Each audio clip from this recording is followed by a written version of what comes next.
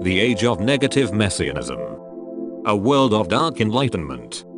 We are outside the realm of normality. James Hansen. The window for meaningful change is quickly closing. United Nations. It's warming. It's us. We're sure. It's bad. 350.org. We are out of time. Adam McKay. I want you to panic. Greta Thunberg. 1.4 million from 50 countries. Believe climate change is the biggest climate emergency declaration. Heaviest rainfall in 130 years. Nowhere is safe. The Guardian. Impetus for a different world has begun.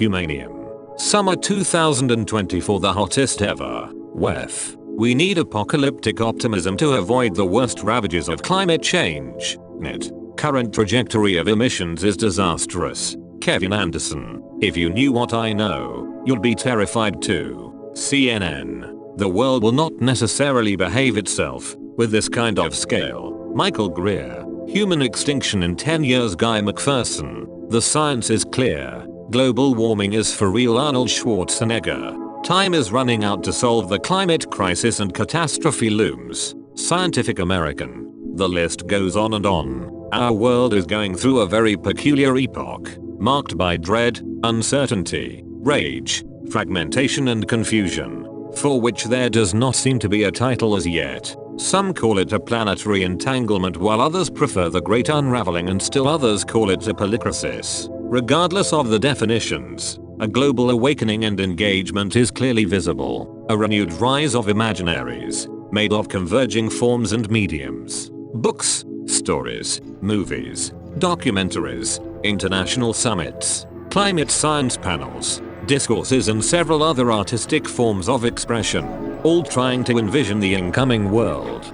The shared characteristic of the above is that they strive to generate their own actuality and set of outcomes, and many times through sheer brutality, excess, paranoia and stupefaction. Each one is invoking an underlying panic and or the urgency, self-validated always by hopes of redemption. Negative Messianism is a term coined by Achille Mbembe, a subset of post-colonial critical theory, Judeo-Christian Messianism, that is associated with the coming of new life, redemption, or a great savior, and contrary to that is Negative Messianism, a reversal of the idea. It is about survival and the willingness to sacrifice or to be sacrificed. To be clear, within the above visions and ideas there is little consensus as what constitutes to reality in the more prescient question, how to access it. Instead we are confronted with a potboiler of scientific discourses, mantras, policies, coupled with outrage, fear-mongering, nihilism and general disagreement. Yet, dark imaginations foster all such messianic visions that amplify and proliferate via electronic media, that are vivid, are animistic, baroque,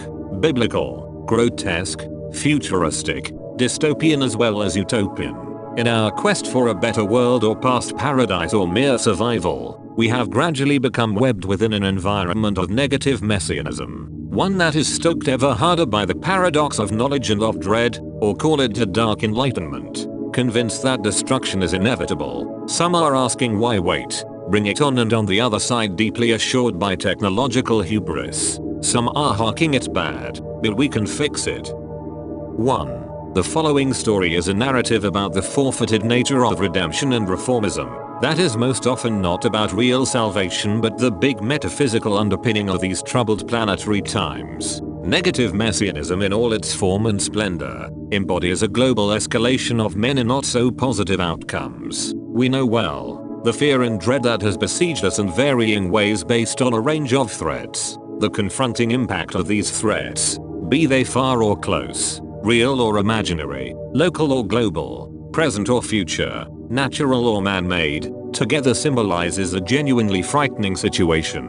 We may fear the demise of democracy and liberalism, while someone else sheds real tears over the loss of habitat, ecosystems and nature. We may be dreading the possibility of nuclear annihilation or rapid decline of human rights. We may wish for rapid depopulation, decarbonization and degrowth, or bemoan the loss of past paradise and plenitude. But this type of imagination and invocation of the future fundamentally opens to nothingness and destruction. Why? Suddenly awakened by a cascade of disasters, be they outside our control. As human beings, we most often seek validation of truth in times of trouble. We wish deeply for new ideas that promise future security, yet the awakening of this consciousness to what was improbable might in fact happen, in most cases pushes us down towards subjective negativity or nihilism, one that is continuously renewed, as politics of pure violence, sacrifice, martyrdom,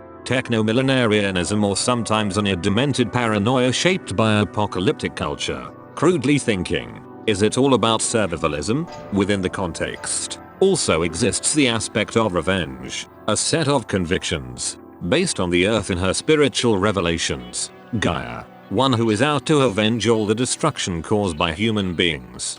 Based on ancient notion of martyrdom, the urge to escape the incoming apocalypse, a return to animism, is widely prevalent within ecological and environmental groups and discourses that demand the material and spiritual essence of the earth be restored to its prior abundance or a state of regeneration. Entire tomes have been written in the name Gaia, with the injunction to wipe out human domination and control. Nation repeating again and again is about salvation of a few, but only after the sacrifice of many. The survivors restored back to a remarkably idiotic and selfish utopia. However unlikely the above prospects, in the short term, a set of negative messianic figures manage to convey ever incommensurate or even contradictory revelations to common people, reducing industrial activity as the fastest path to human extinction, and therefore the extinction of all life on Earth. Guy McPherson. We cannot go down that path without guaranteeing that we leave youth and coming generations a more desolate planet, with continuing, growing repercussions. James Hansen. The Gaia is a living entity capable of autonomy, will, events and action. Gaia speaks to us through vibrational, molecular, and meteorological registers. A myth of a gauche, the nutmeg's curse. A world without industrial civilization. Deep green resistance. Political polarization and subjectivity that has overtaken media and minds. Richard Heinberg. Man, frog, and mosquito. They each give her thanks for nature's bounty. Earth Mother. Regardless of these far-out, Gaia-based messianic visions, relentless impoverishment of the earth has escalated and getting worse. Plus currently there is no stopping the capacity for velocity, circulation, flight, growth and energy. Millions of emails circulating within various doomspheres shared between highly educated folks. Alas, without any consequence or meaning, but as a free surrogate activity in the name of planetary salvation and climate justice. 2. Let us get into the brighter aspects of negative messianism within technological society, practiced across disciplines, whereby influencing the techno-billionaires, Silicon Valley pundits, politicians, futurists, mainstream media, green energy councils, climate pundits, social reformers, etc., are convinced that the world as we knew it is coming to an end, and consequently mass mobilization and transition is fundamental, not just a solution but also survival. Polemic solutions that not only reveal our deepest anxieties, fundamentalism and existential threats, but also the entire submission to technology as the eventual redeemer. A world that is already governed by various types of technology and less by human beings. They call it global technology governance, but for all it actually stands for is a singular way of thinking, or call it a global presence that is invested in higher truth and freedom attainable via technological systems and networks. The objective success of negative messianism is why we find a techno-billionaire like Elon Musk showing up as a symbol of success, hope and speculation, not just on mainstream media, but also across discourses by economists, finance gurus, singularity fans, tech enthusiasts, futurists, car experts, etc. Many experts are convinced that quantitative data provides a coherent model of the world and that the efficiency of data-driven systems can provide us with the right solutions. Transformation. That is a hoax. The sheer volume of information available to us today reveals less than we hoped for. Rather, the superabundance of data points to a new dark age, a world of ever-increasing incomprehension. James Bridle. Alas, in reality, there exists no form of modern technology that does not wield tyranny and/or environmental damage. Furthermore, the conviction in technology driven by data can be understood as an extension of a medieval myth. John's Gospel 8:31-36. The truth will set us free. Free from what? Or free to do what was never made objectively clear. Yet the mantra provides much needed determination to a range of people within modern society to face future uncertainty while nested within negative messianic visions, or just sign up for it as an obedient soldier, a good steward if you prefer. The determination to fight every threat, be it climate change, pandemics, political and economic turmoil. The renewed will to separate human beings from each other and from nature remains as is. That determination also is able to dehumanize people, to erect walls, to vaccinate, to impose sanctions and inhuman policies. The will to kill in the name of democracy, national security and justice, as opposed to the will to care or collective will to repair a heartbroken planet. The messianic visions of the 1% that influences many people also disregards all such reality while pimping structurally insolvent insane plans. The belief that the world is getting worse, that we can't solve extreme poverty, unemployment and disease, isn't just mistaken. It's harmful and utterly negative. Bill Gates. Those who are future ready will thrive. Those who aren't will struggle or face worse outcomes. Madeline Ashby. Futurist. Guidance counselor. We're at a turning point where technologies will soon be reshaping everything from how we relate to one another, to work, to entire aspects of everyday life, where futurism panel.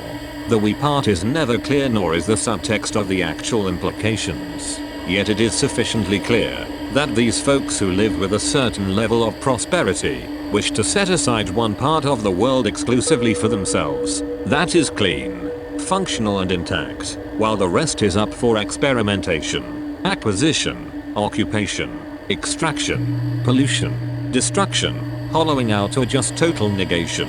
Institutions like the World Economic Forum symbolize a portend for common people across the world. Democracy, human rights and rights of non-humans have no place within the entire spectre of current techno-messianism and techno-optimism. 3.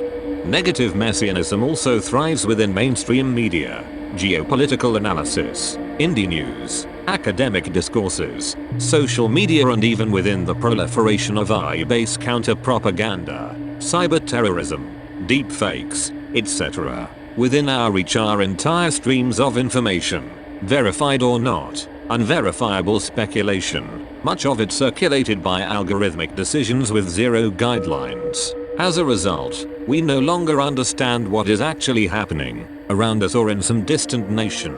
Everything can be calculated, which equates to reason itself. Our opinions are framed and lost upon a blitzkrieg of images, numbers, words and sounds. Ever so motivated individuals who are checking out the implications of the zeitgeist, or call it a general loss of objectivity and meaning, are telling us that democracy is in great danger. The above realm is a tremendously strong flux that we can seldom ignore, one which continuously exercises agency over our view of the world, directing us towards a new and dangerous horizon, with no shared responsibility or plan. The necessity for this kind of engagement has never been as urgent as it is now. Ashilmbem. It's not hilarious, but as of now hundreds of self-styled analysts and experts sitting at home are broadcasting the prospects of WW3. The new economy of outrage and the underlying presence of negative messianism gives rise to a hallucinatory power, unknown in our entire history. The logic of unmitigated media escalation attached to fear-based propaganda and speculation. Throw dimes and cents at the live host, while you chat online and watch the horrors of imperial genocide and war. Breaking news. Exposed information and knowledge that was supposed to enlighten us all is actually darkening our world. The production of hell-breaking now is rendered worthless by the very platform it needs to manifest everyday. Worth the mention are hundreds of Cleafy writers who sell their books and stories on Amazon. The corporation itself symbolic of gangster capitalism. Etienne Balibar. Widespread abuse of labor rights, massive CO2 emissions, antitrust lawsuits and collaboration with the CIA, FBI and the American govt. These folks revealing their doom and imagination to us are basically champions of negative messianism, peddling fear and anxiety yet with hopes to earn a few dollars as well. Busting a myth can be tough, especially about an eternal faith in democracy or a fixed type of society, but Ashilm outlines the possibility at least, as democracy has no future in a factless world or in a world without evidence, that is, accountability. Such a world is by definition hostile to the very ideas of reason and freedom. I seriously wonder what makes certain people feel ashamed of where they come from, including myself, or who they are and of why they are here. We have become strange hybrid creatures, made of feelings, information, objects, artifacts and the technologies that supplement, shape and augment us. For one might ask in the end, if positive messianism is better than the above conditions, which then opens up the conversation to a range of possibilities, outside what is predicated by paranoid visions and totalitarian plans. One has to drop this every man for himself way of thinking and step off the nihilism, practiced by either the rejection of religion, spirituality or a staunch belief in life's meaninglessness. Negative messianism by construct, be it technological, scientific, fictional, spiritual or media-based, does not eventually lead to any form of liberation. As a confession, negative messianism is a very powerful trap to live within and perhaps forever. No wonder that an entire section of modern society is situated within this dark enlightenment. The transformation that many of us yearn for and await could manifest or not, yet big changes are well in motion, pointing to unforeseen possibilities. A borderless world or garrison states of post-democracy, a society with no police and military, systems of governance and trade without the economic, racial and political barriers, worlds operated entirely on buyer power and army, abolition of private wealth and property, or stake your own definition, use your own imagination. I just hope that our memory and intelligence is eventually part of nature, of the physical world, the ecology of life, beyond our bodies and given technology. Consequently, that frame of mind and those worlds are most often held in check by our predisposition, faith and conditioning, but like it or not, all that is giving way, dying, for new ones to take place. While the sky is still blue, step off negative messianism. Written by Audio Pervert. Read, share and subscribe to The Counterintuitive on audiopervert.substack.com.